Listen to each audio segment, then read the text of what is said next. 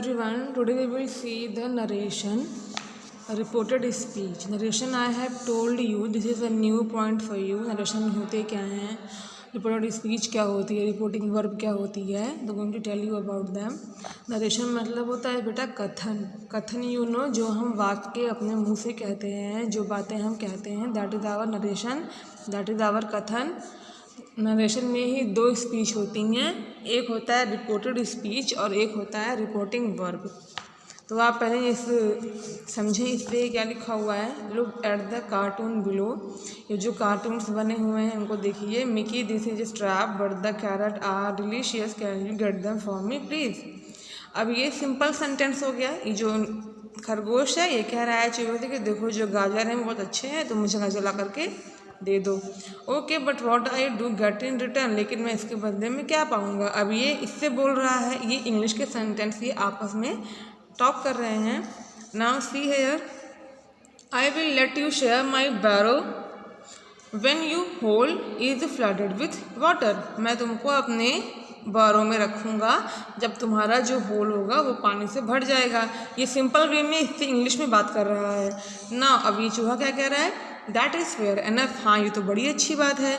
अब हम देखते हैं बच्चों की इसमें रिपोर्टिंग स्पीच कैसे हम फ्रेम कर रहे हैं. Now C, right the above episode without pictures would be something like this. अगर बेटा हमारे पास ये पिक्चर्स ना होते, अगर आप ना समझ पाते कि जो ये रैबिट है उसकी स्पीच कौन सी है और जो ये स्पीच है ये कौन बोल रहा है. अब इन स्पीच को हम विदाउट पिक्चर कैसे लिखेंगे.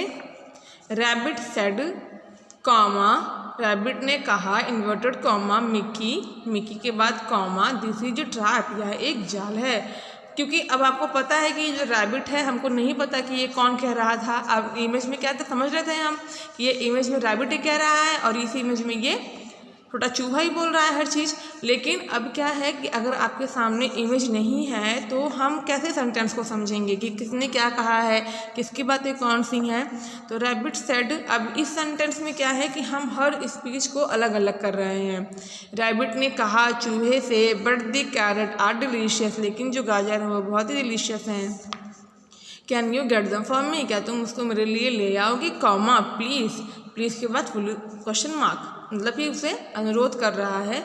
मिकी सैड, मिकी ने कहा. ओके, ओके के बाद क्या लग गया यहाँ पे, फिर से लगा inverted comma comma, but what I do get in return, लेकिन मैं इसके बदले में क्या पाऊँगा. रैबिट सेड, रैबिट ने कहा comma inverted comma, I will let you share my burrow, मैं तुमको अपना घर शेयर करने दूंगा. When your hole is flooded, तुम्हारा जो होल है वो पानी से भर जाएगा.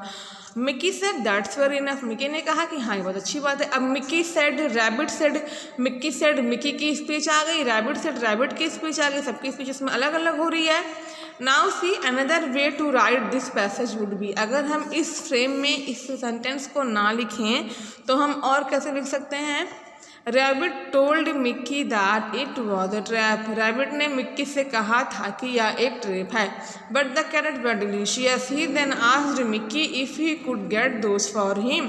Mickey agreed but then asked what would he get in return. Rabbit offered to let him share his barrow when his hole got flooded. Mickey accepted this as being quite fair.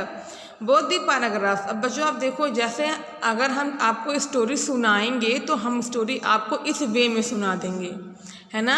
कि rabbit था, rabbit ने Mickey से कहा कि यहाँ बहुत पानी भरा हुआ है, गाजर अच्छा है, मैं गाजर को लेके खाऊंगा, एट्सेट्रा एट्सेट्रा.